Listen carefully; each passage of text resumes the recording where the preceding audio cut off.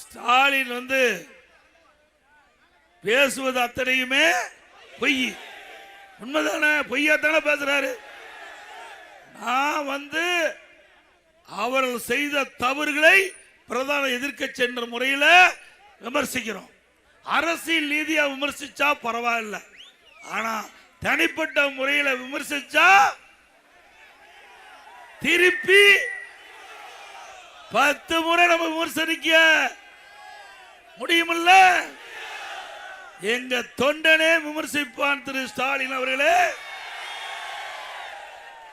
இன்றைக்கு திராவிட முன்னேற்ற கழகம் பல நாடகத்தை அரங்கேறிட்டது. என்னமோ திமுக ஆட்சி வந்த உடனே தொழில் வளர்ச்சி ஏற்பட்டதாகும், இளைஞர்களுக்கு வேலைவாய்ப்பு கிடைச்சதாகும் அப்படின்னு ஒரு பொய்யை அவிழ்த்து விட்டுருக்காரு. உண்மையா? அப்புறம் இரட்டை இலக்கில் பொருளாதார வளர்ச்சி ஏற்பட்டிருக்குதா ஒரு பொய்ய மூட்டை மூட்டையா அவிழ்த்து விடுறார் ஸ்டாலின் அவர்களே. எடுத்த உடனே இரட்டை இலக்கில் பொருளாதார வளர்ச்சி ஏற்படல. அண்ணா திமுக ஆண்ட போது மாண்புமிகு அம்மா அவர்கள் தமிழகத்தில்